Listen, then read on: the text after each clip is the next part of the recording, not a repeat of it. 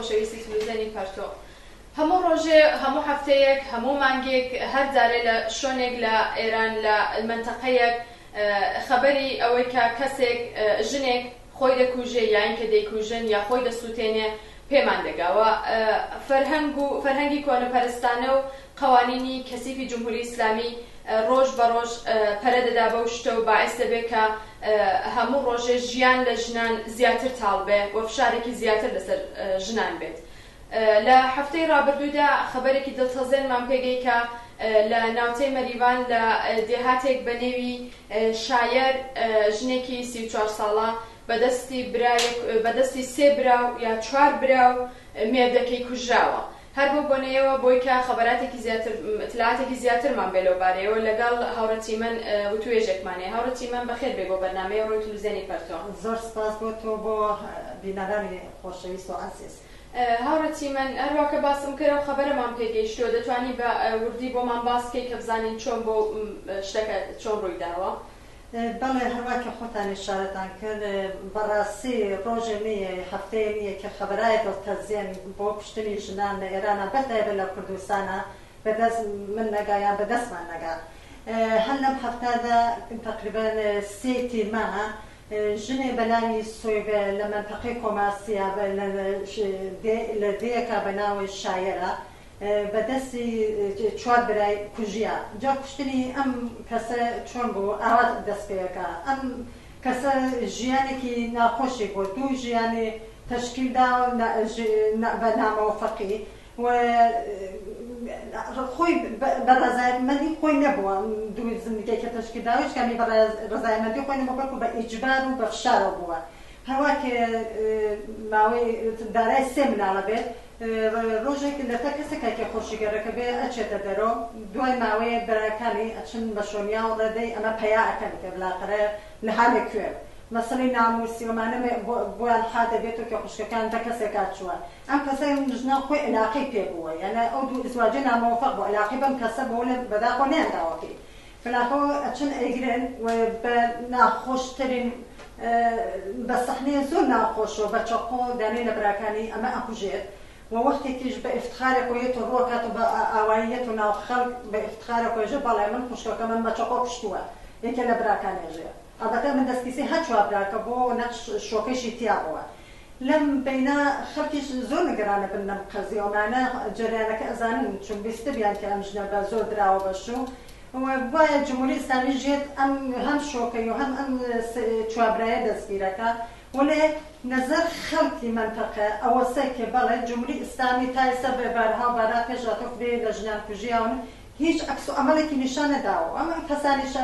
ئەگرێ واقعەن بەخاترەوەی کە بلاخرە ئەتراز لێ دەست پێنەکە ئەیانگرێەوەی لا هیچ نە قانونێ هەیە نە هیچ مەحاکەمێ هەیە بۆ ئەمانە نە زیندانێ هەیە بۆ ئەمانە و خەڵکیش بەمە معترەز بوون کە خەڵک وەختە چوونەتە خەڵک ئەوەیە قسەیان کردووتیان لە نەزەر ئێوە نسبەت ئەمانە چییە ئایا جمهوری ئیسلامی حکمی چیە بۆ ئەمانە خەڵک ڕەحات وتیانوتیانن بە نەزەر ئێمە وازەیە ماوەی تەرمانە ئازاد دەکرێت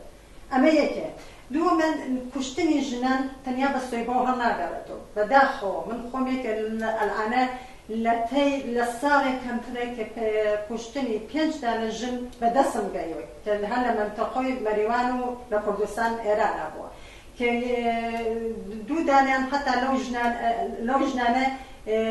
بەدەست کەسانی نامۆشەخەسەوە 2 ژن و مناڵێکی 3 ساڵە بەدەست کەسانێکی نامۆشەخەسەوە کوژیاون کە ئەسڵی معلوم نین هێشتا ئەوانەی کێ بوون ئەمانیان لە خارج لە ماڵ براونە سدرۆ کوژیاون هێشتا ئەسڵی معلوم نییە تێبوون ئەمانیانە کوشتووە. ئەم کوشتنی ژنانە فەقە هەڵناگەڕێتەوە بۆ منتەقەی کولەن ئێرانە کوشتنی ژنان چ لە سووتاننەوە فری لە ژنان بەداخەوە خۆیان نەسووتێن ئەسەر فشارێکەوە کە فشاری جامعە فشاری حکوومەتێک کە ها بەسەریانەوە هەموو ئەمانە فەرهان مەرد سالاری ناموسپەرەسی هەمووی ئەمانە باعث بۆ ژفرێ لە ژنان و جامعە خۆیان نەسووتێنن کە ناتوانن ئەتە ئەو وەزعێت و شەرایەت و فشارێکە ها بەسەریانەوە تەحەمۆڵی بکەن و هەروەش قەتڵ ناموسی بە تەواوەتی ئەلعانە من خۆم هەر لەم هەفتە 2 جار بیستومە لە نەروێژە 2 کەس کوژیاون یەکێکی بەدەست تازەگی هەر لەم هەفتە پێشەت ژنێ بەناو ژنێک اختلاف خانەوادەگیانە بێتە شۆکە قەرار تەلاق سێنە لە شۆکەیەمانە هەر بەدەست شۆکەی ئەکوژێ ئەمە ژنێکیش هەر ئیمڕۆ من بەلەوە کە بێم بۆ ئەم مستاحەبە بیستم کە دوێکەش لە عێراقا بەداخەوە ژنێک تریش هەروە بە ئەسلاحات بەدەست شۆکەی ئەکوژێ ئەمە ئەلبەتە لە خودی کوردستانی عێراقا لە تێی لەو ساڵ حکوومەتی ناسیۆنالیستی کورد هاتۆسە سەرکارن یەکێت و پارتی هاتوونە سەرکار بەداخەوە 50,000 نەفەر ئاماری 50,000 نەفەر ژنان هەرکێ قەتڵەعام کراون و کوژیان بە شێوەهای مختلف حتا ژنانی کە من خەبەرم هەست کوژیان لەسەر جادات جۆسەکان ڕەداوە ماشی نوشتە ڕەد بوون پێیان کردووە کە بزان ئەمە کێ و بۆچی کوژیان حتا کەسانێ ئابن ناوە کوژیان بفە ئاڕایشگایان بووە چون ئاڕایشگا لە سنەتێکی لە فەرهەنەی ئەویا بە شتێکی خلافێ زانن و شتێکی زینەتی ژنانیان نەزانن ئەم کەسیانە هاوردۆ بردۆ بە شێوەی ناخۆش کوشتویانە ئەمانە قەتڵایەکە ناموسی ئامڵ ئەسڵی ئەمیشە هەڵەگەڕێتەوە بۆ حاکمانی ئەو جامعە کێ پەرئەدا بەمانە کێ ڕێبازە کاتۆ بۆ مەرد سالاری کێ ئەم فەرهەنگێ بە وجود هاوردووە اجتماع کێ بە وجودیەنێ بە نەزەر من هەر جامعەیە خود حاکمانی ئەو جامعە ئەتوانن بەنامەڕێزیکەن بۆ کارە طبق حاکمانی ئەو جامعە فەرهەنگ و اجتماعی ئەو جامعەشە ئەجۆڵێتەوە بە نەزەر من مەبانی ئەسڵی ئێدامەدانە ئەمانە خودی جمهوری ئیسلامیە ئەلعانە لە ڕۆژێک کە هاتۆ سەرکار چ لە ئێران چ لە کوردستانی عێراقا ڕۆژ نییە دەها مەڵاو دەها ئاخوندی دواکەوتووی کۆنەپەرست نێنە سەر مەدیاکان و نێنە سەر قەتە بڕۆ فەیسبووکە ڕۆژ فەیسبووکە مەدیاکان کەڕۆ فەقە مەڵاو ئاخوندی بێ ئەقەب ئوفتادە و بێسەوادێکی خەریکن تەبلیغ بەر عەلەی ژنانەکەن خەریکن بەرزە ژنان تەبلیغەکەن دوبران ژنێکی کورد لە عێراقا هەڵەسێ ئەچێ بۆ بەنامەی گۆرانی بۆ کشوەرە عەرەبیەکان تۆ چەندین مەڵا هاتووە تەهدیدیان کردووە چەندین مەڵا هاتووە وتیان ئەمە مەسەلەیە ناموسیە نابێ ئێمە ئیجازەماندایە بەم کچە هەر لە ئیسۆ هێشتا هیچێ نەبوو تەهدیدیان کردووە ئەمانە فرشتایەکە وازە هەرکردە بەداخەوە ناسیۆنالیستیش ئیستفادەیەکان لەمە ئیدامی پێدا هەورەتی من پێتان وایە هەروە کە بۆ خۆت باست کرد هەم قەوانینی حاکمە کە دەتوانێت ئەم کە توانی بێتی ئەم وەزیەتە بە وجود بێنێەوە ڕۆژ بە ڕۆژ پەرەشی پێدەداوە هەروە فەرهەنگێکی وە دواکەوتی کە لە نێو جامعەدا هەیە دەستی مەزهەب زیاتر پەرەی پێدەدا بەم مەسایلە پێتان وایە نەقشی ژنان چییە پێتان وایە چۆن دەکرێت ئەسەن مقابلە لەگەڵ ئەو مەسایلە بکەیت چۆن دەکرێت لە مقابل ئەو شتانەدا ڕاوەستی و دەستەڵات چییە؟ ئێستا بەفەرزێمە حاکم ئێستا ئێران جمهوری ئیسلامی پەرەئەدا بەم شتانە خۆی جمهوری ئیسلامی حکوومەتێکی مەزهەبیە لە ئەساسە مەزهەب خۆی زد ژنە لە ئەساسە خۆی مەزهەب زد ژنە هەروە کە ئەبینین لە عێراقیشە لە کوردستان عێراقیشە بەفەر ناسیۆنالیستە خودی ناسیۆنالیستیش حەزەکە بەم شتۆ پەرەئەدا بەم شتە بە نەزەر من بەتایبەت ئائسە کە ئەم اتفاقە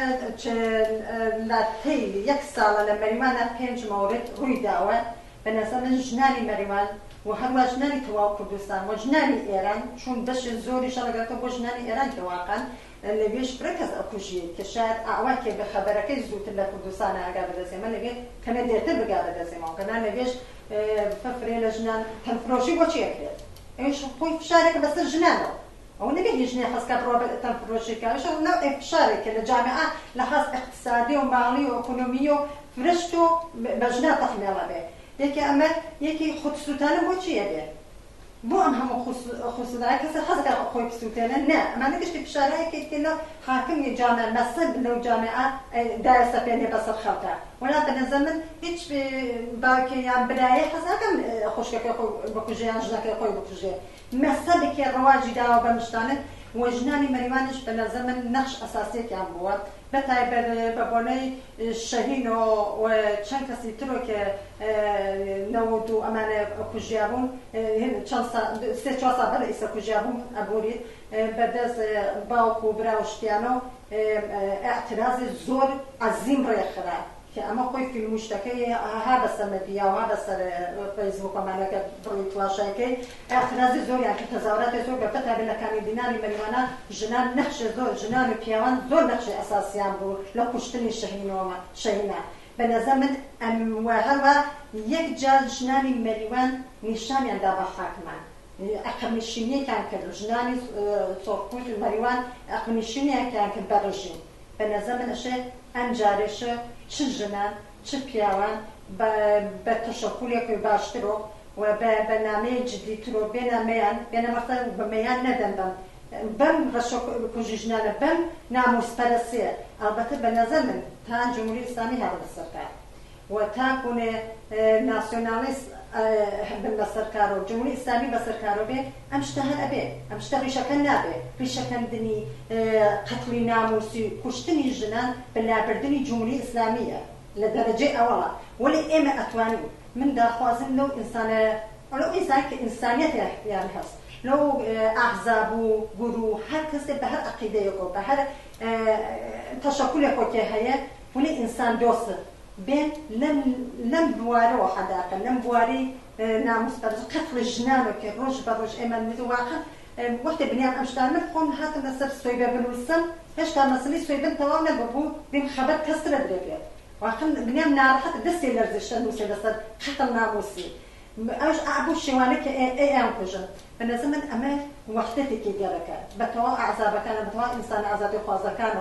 أمانك جشت من لم بوارا بين بيك حداقل لم ورد مشخصات بل على قتل ناموسي وهرواش بل على جمهوري إسلامي كداد جاية قانوني كبير بو أم كسانة هر كسي هم نسي براحاتي تشباو تشبرا تشمانة تششو براحاتي هسن جنان بكوجن كتان ما هي جمهوري إسلامي هم تنشتك كجمهوري إسلامي بتجربة كهمو همانو همو ديبينين هیچ زمانێک جوابگوی ئەو شتانە نەبوو کە بتوانێت جواب بداتەوە بە ئەوەی کە چون بۆ خۆی ئەو عاملی ئەسڵی پەرەپێدان بۆ مەسائلەیە چۆن دەتوانێت پێگیری بکات؟ بەڵێ جمهوری ئیسلامی ئەمە ئەسڵی خودی مەسە بوتم پێ مەسە خود زد ژنە ولی بەنەزەر من ئەگەر اعتراضاتی عەزیم ڕێ بخرێ ئەگەر وحدەتی زۆر ببێ هەڵاکی ژنان یەکجار عەقڵنشینیان کە بە جمهوری ئیسلامی لەسەر حومەشکێنەیەکە کرا لە مەریوانە بعضا أتواني أخذ مشينيتري بيبكا وبعضا أتواني كسانة شاطر سنكا لموارده هذا أخذ كم تشون الآن من يجب أشياء بلابردني خود استوى السيستم وتمودزجاي جمهوري إسلامي توا أمش تعمل رشاكان بكره لا قتل ناموسي ولا بيكاري ولا جراني ولا فقر ولا فلاكة واعتياد وهموشته أما بنابودي جمهوري إسلامي كهمي أمان لا أبري ولا نمو ده مشخصات كروشنية چندین کس آدم شو ناخوشن نکوچه بردست قوم کسی اشه شهر زور بخره تسر جمهوری اسلامی شهر زور بخره که آوار راحت ام کسانی که ایگری لبرچان خلق آزادی نکاتو بروان ملاکی کاری بنظرم اما خوی نه دادگاه که نه قانونی که نه اوسه که حتی خانواده دایک و خوشگاه او کسی بینه که قصیب کن لدادگاه اما زورته پر اداب موسیقی اما زورته پر اداب وی که روز به روز قتل ناموسی بیه ولی به نظر من اما مبارزه جدی گرکه مبارزه که گرکه که جنانی کردستان بتای به جنانی مریوان منطقه که همیشه پیش قدم بون بعضم پیش قدم بر و بتوان ارتباط گسترده بین لتک تو ایران لتک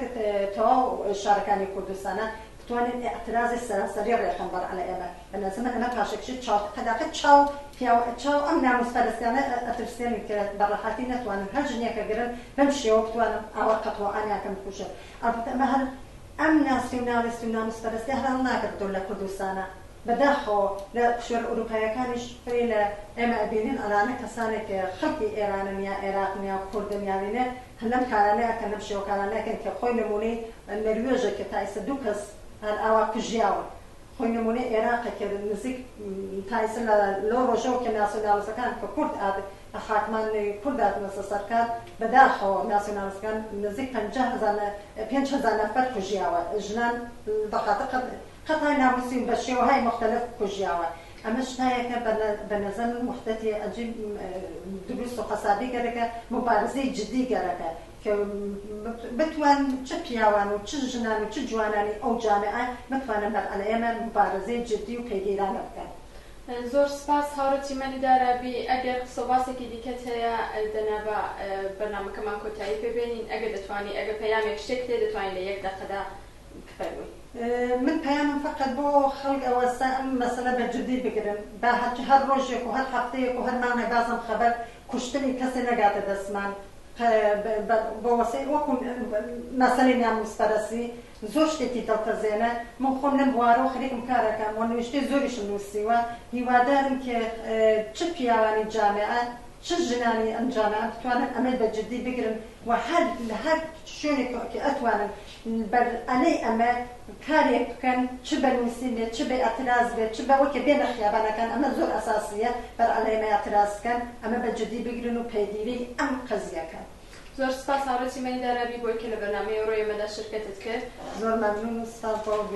بینەوانی ئاز.